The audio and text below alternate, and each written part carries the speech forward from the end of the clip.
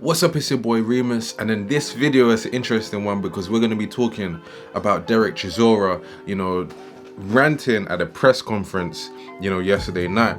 And it's an interesting one because basically this is what happened. Eddie Hearn was, doing the introductions and talking and whatnot, and he was talking about the Chisora fight that he has with Joseph Parker. And then Chisora just interrupted and just said, he stopped the whole vibe and was like, look, am I going to be the headliner for this fight? Who's the headliner? And, Eddie Hearn, of course, said Taylor and Regis Prograis, who are the people fighting for the, unification, titles, basically. So he said, nah, that's not gonna work for me. If I'm not the headliner and this is a London show, then I'm not interested. And I was like, damn, snap, he's actually going for it. Like, he don't give no fucks. He don't even care. He's just, I almost find it a bit inspirational because I was thinking, damn, he knows his worth and he wants to go for what he believes he's worth, and he's not, settling for anything less. I found it interesting, and I think to some extent it makes sense because, or to a great extent, I think it makes sense because he's basically saying they're trying to use me as an advertising tool to sell that fight, which is the the fight for the Muhammad Ali trophy. But like, general fight fans don't care about that. So he's basically saying, look, you're gonna get all these people to buy box office. You're gonna get all these people to come to the London O2 Arena, which would have never happened as much without me. And then you're gonna make these guys profit off it the most, with the most attention, and the money. But he's saying I should be compensated for that if you want to do that by giving me more money or make me the headliner, because that's the value that I'm bringing, and it's a very good case that he's making. As a fighter, you want to get paid your worth, because at the end of this career, it's going to be you're the one that's got the messed up head and the bruises and the messed up hands, and you done it for the fans' entertainment.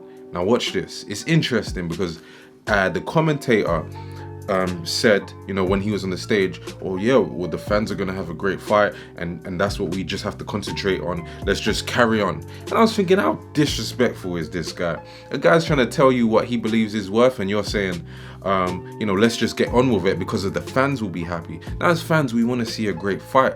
But what I'm trying to say is this: yes, the fans will be happy. We will be happy watching him, burst his brains out, bleed his eyelids and all of this stuff, to try and entertain us while fighting Joseph Parker. But then what is in it for him? He's the one doing battle. I don't think it's the case that he should just get on with it because we're going to be satisfied and entertained. That's crazy to me. He's the one putting in all of the work. So his value, the value he brings, he should be, paid for. He should be returned that value in itself. He is going to give us a world because he comes to fight. He's not the best fighter in the world, but he comes to fight. So in my opinion, he should, he does deserve it. Right? And then the case of, the other case you could say is that the Taylor and Prograis, they are champions and they're, unifying the titles, which is the other case. They're champions and Derek Chisora is not a champion on that level. So you could say that, but in this day and age, it's important to look at the brand that is being built by the person.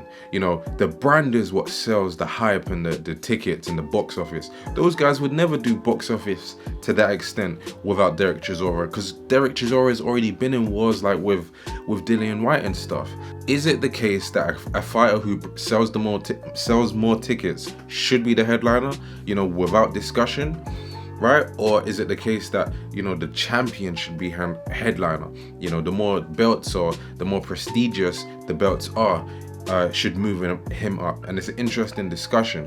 It kind of sheds light on that issue of how are the fighters treated? What the value that they're bringing, is that value being, compensated? Is it being returned to them? So many of these guys, like the managers and the promoters in that powerful position, they're the ones with the power, so they're happy to just kind of fob you off Are the fighters, is that right that Derek done that? Is he not being paid enough, or is it kind of shady from the promoters to make him the chief headline support of a fight where he would sell more tickets?